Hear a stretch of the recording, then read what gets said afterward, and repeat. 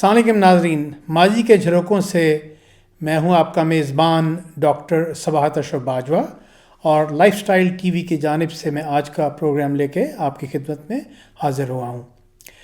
پاکستان کی سیاسی اور حکومتی تاریخ انہونے واقعات اور ناقابل یقین حقائق سے لبریز ہے۔ جیسے کہ ہم اپنے ناظرین کو پہلے بتا چکے ہیں کہ اپنے ہر پروگرام میں ایسے ہی واقعات آپ کی خدمت میں پیش کریں گے، اور پھر آپ پر یہ آشکارا ہو جائے گا کہ یہی واقعات آج کل بھی اسی تاریخ کو دہرا رہے ہیں۔ یہ سانپ اور سیڑھی کا کھیل پاکستان کے بننے کے بعد شروع ہو گیا تھا، اور یہ آج کل بھی جاری اور ساری ہے۔ ناظرین، تاریخ کے کچھ اوراق الٹتے ہیں اور آپ کو لیے چلتے ہیں سال 2007 میں۔ آپ کو یاد ہوگا پاکستان کی ایک آئینی عدالت سے غداری کے جرم میں سزائے موت پانے والے جنرل ریٹائرڈ پرویز مشرف نے 1999 میں اس وقت کے وزیر اعظم میاں محمد نواز شریف کو اقتدار سے رخصت کا پروانہ تھمایا تھا اور اقتدار پر قبضہ کر لیا تھا۔ جیسا کہ ہر آمر کے ساتھ ہوتا ہے کہ اقتدار میں آنے کے بعد اقتدار کا نشہ ان پر غالب آتا جاتا ہے۔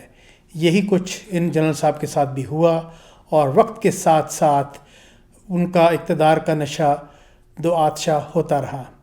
اس کام میں ان کے ساتھ کچھ سیاستدانوں نے اور کچھ سیاسی پارٹیوں نے بھی پورا ساتھ دیا۔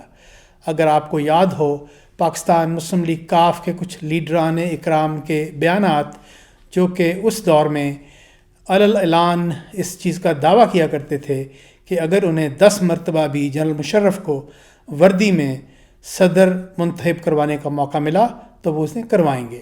2007 کے شروع میں جنرل مشرف بطور صدر اپنے دوبارہ انتخاب کے لیے مہم چلا رہے تھے، اور وہ وردی میں ہوتے ہوئے دوبارہ صدر منتخب ہونا چاہتے تھے۔ لیکن اسی دور میں کچھ سیاسی پارٹیوں نے بشمول جماعت اسلامی اور جمعیت علماء پاکستان کی سپریم کورٹ میں ایک پٹیشن دائر کر دی کہ وہ وردی میں رہتے ہوئے صدر منتخب نہیں ہو سکتے۔ اس وقت کی ایجنسیوں نے ایوان صدر میں یہ خبریں پہنچانی شروع کیں کہ شاید سپریم کورٹ انہیں وردی میں دوبارہ صدر منتخب ہونے کی اجازت نہ دے۔ اس چیز کو بھانپتے ہوئے انہوں نے اس وقت کے چیف جسٹس افتخار محمد چودھری کو برطرف کرنے کا فیصلہ کر لیا۔ پھر ہم آپ کو تاریخ کے ایک جھروکے میں لیے چلتے ہیں۔ یہ ہے 3 مارچ 2007۔ افتخار محمد چودھری صاحب کو ایوان صدر طلب کیا گیا اور ایک چھوٹے سے کمرے میں ان سے استعفیٰ طلب کیا گیا۔ اس وقت جنرل صاحب کے ساتھ ان کے کچھ ساتھی جرنیلز بھی موجود تھے۔ افتخار محمد چودھری نے ان کی توقعات کے برخلاف استعفیٰ دینے سے انکار کر دیا۔ یہ انکار ان جرنیلز کے لیے ایک تمانچے سے کم نہیں تھا۔ پھر تاریخ بتاتی ہے کہ افتخار محمد چودھری صاحب کو 5 گھنٹے تک اسی چھوٹے سے کمرے میں محبوس رکھا گیا، اور اس کی وجہ یہ تھی کہ اس دوران میں کچھ ایسے اقدامات کیے جا رہے تھے تاکہ کسی اور کو اس وقت ملک کا چیف جسٹس مقرر کیا جا سکے اور افتخار محمد چودھری کے خلاف ایک ریفرنس فائل کیا جا سکے تاکہ ان کو نااہل قرار دیا جائے۔ اسی شام جنرل صاحب نے 2 فرمودات جاری کیے۔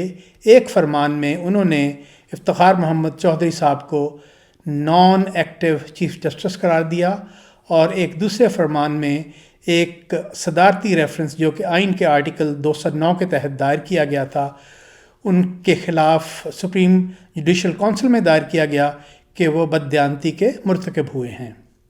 تو ناظرین، اسی شام اس وقوعے کے بعد جسٹس جاوید اقبال نے acting chief justice of Pakistan کے عہدے کا حلف اٹھایا۔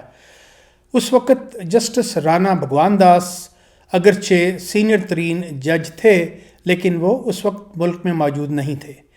جسٹس جاوید اقبال کی سربراہی میں سپریم جوڈیشل کونسل کا اجلاس طلب کیا گیا، اور 9 مارچ کو جسٹس افتخار محمد چودھری اس سپریم جوڈیشل کونسل کے پہلے اجلاس میں پیش ہوئے۔ اس کے بعد جسٹس رانا بھگوان داس نے پاکستان کے چیف جسٹس کے عہدے کا حلف اٹھایا۔ اسی دوران میں افتخار محمد چودھری صاحب نے سپریم کورٹ آف پاکستان میں ایک پٹیشن فائل کی اور اپنے خلاف اس ریفرنس کو بدنیتی پہ مبنی قرار دیا۔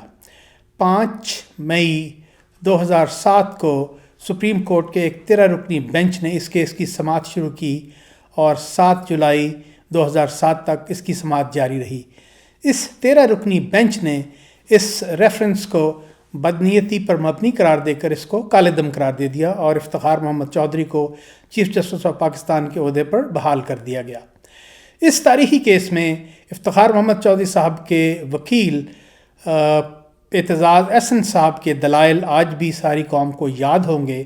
انہوں نے اس ریفرنس کی دھجیاں اڑا دیں۔ اس ریفرنس کو بیان کرتے ہوئے انہوں نے بارہا ایسے صفحات کا ذکر کیا جن پر یا تو لفظ ڈیلیٹ لکھا ہوا تھا یا لفظ ڈرافٹ لکھا ہوا تھا، اور ان کے دلائل یہ تھے کہ اس ریفرنس کو پڑھے بغیر سپریم جوڈیشل کونسل میں فارورڈ کیا گیا۔ اگر اس ریفرنس کو اس وقت کے صدر مملکت یا سپریم جوڈیشل کونسل کے کوئی ممبران پڑھ لیتے تو اس کو اس وقت اس حد تک لانے کی اجازت نہ دیتے۔ اس کے علاوہ انہوں نے اس صدارتی ریفرنس کے ساتھ منسلک 476 مختلف ثبوت کے خلاف بھی کچھ ثبوت فراہم کیے۔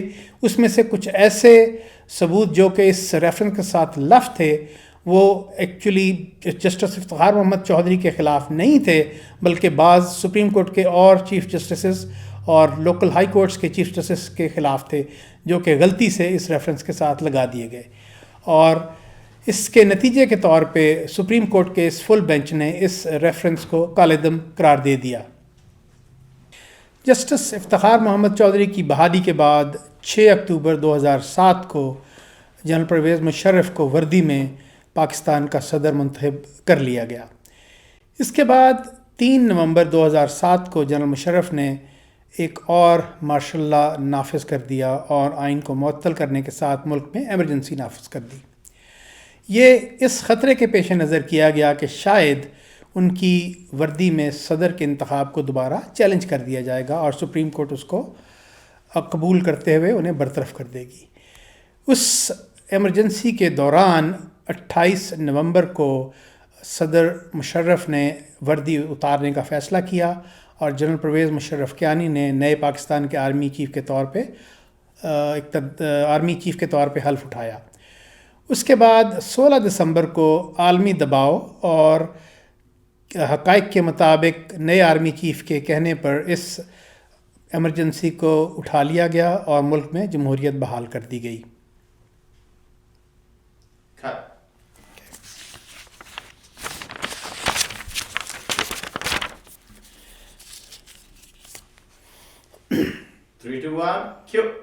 یہ تو ایک واقعہ میں نے بیان کیا ہے پاکستان کی تاریخ سے، جو کہ 2007 میں وقوع پذیر ہوا۔ اسی طرح کے مختلف واقعات آپ کو پاکستان کی سیاسی اور حکومتی تاریخ میں ملتے نظر آتے ہیں۔ آپ کو لیے چلتے ہیں سال 1977 میں مارشل لا نافذ کرنے کے بعد جنرل ضیاء الحق نے اس وقت کے chief justice supreme court justice Yaqub Ali Khan کو برطرف کیا اور جسٹس صاحب نے استعفیٰ دے کے خاموشی سے رخصت ہو جانے میں عافیت تھامی اور نئے چیف جسٹس انوار الحق صاحب کو سپریم کورٹ کا چیف جسٹس مقرر کر دیا گیا۔ انوار الحق صاحب 4 سال سپریم کورٹ کے چیف جسٹس رہے، لیکن 1981 میں جب جنرل مشرف نے ایک دوسرا PCO نافذ کرنے کی کوشش کی تو انہوں نے اس پہ اپنی مزاحمت ظاہر کی، جس کے بعد انہیں بھی مستعفی ہونے کا مشورہ دیا گیا اور دباؤ کے تحت وہ مستعفی ہو کے اپنے گھر کو سدھارے۔ 2 واقعات کے بعد آپ کو لیے چلتے ہیں سال 1999 میں۔ 1999 میں سعید الزمان صدیقی صاحب سپریم کورٹ کے چیف جسٹس تھے اور جنرل پرویز مشرف نے اقتدار پر قبضہ کرنے کے بعد ان کے پاس اپنے 4 ساتھی جرنیلز کو بھیجا، جس میں جنرل معین الدین حیدر، جنرل احسان الحق اور جنرل محمود احمد، جو کہ اس وقت کے ISI کے چیف تھے۔ انہوں نے جسٹس سعید الزمان صدیقی پہ دباؤ ڈالا کہ وہ سپریم کورٹ پاکستان کے چیف جسٹس کے سربراہ کے طور پہ حلف اٹھائیں انڈر PCO اور جنرل مشرف کے اقتدار کو دوام بخشنے کے لیے انہیں لیجیٹمیٹ قرار دیں۔ لیکن جسٹس سعید الزمان صدیقی صاحب نے بھی اس پیشکش کو قبول نہیں کیا اور استعفیٰ دے کے گھر جانے میں عافیت جانی۔ ان 3 واقعات اور چوتھا واقعہ جو میں نے آپ کو بتایا ہے جسٹس افتخار محمد چودھری کا، اس کو لے کے ہم آج کل کے دور میں آتے ہیں، اور آپ کو شاید یاد ہو کہ کچھ روز پہلے پاکستان کی سپریم کورٹ کے ایک بینچ نے جسٹس قاضی فائز عیسیٰ کے خلاف ایک دائر ریفرنس کو کالے دم قرار دے دیا ہے۔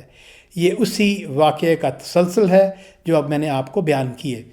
جسٹس قاضی فائز عیسیٰ نے میاں محمد نواز شریف کے دور میں بطور چیئرمن جوڈیشل کمیشن کوئٹہ میں ایک انکوائری کی تھی، اور اس انکوائری کی آبزرویشن میں ان کے بڑے اسٹرانگ ریمارکس تھے پاکستان کی آرمی کے اور ان کے ایکشنز کے جو کہ انہوں نے کوئٹہ میں لیے تھے۔ اس پہ ہماری ملک کی اسٹیبلشمنٹ اور حکومت ناخوش تھی۔ اس کے بعد 2007 کے فیض آباد دھرنے کے بارے میں ایک کیس کی سماعت کرتے ہوئے انہوں نے فیصلہ دیا۔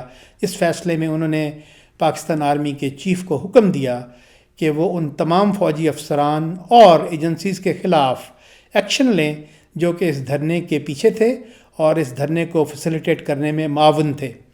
اسی دھرنے کے دوران قوم کو شاید یاد ہو کہ بہت سی ویڈیو فلمیں منظر عام پر آئیں جس میں فوج کے اس وقت کے ایک بریگیڈیئر فیض حمید وہ اس دھرنے کے شرکاء میں رقم تقسیم کرتے ہوئے پائے گئے۔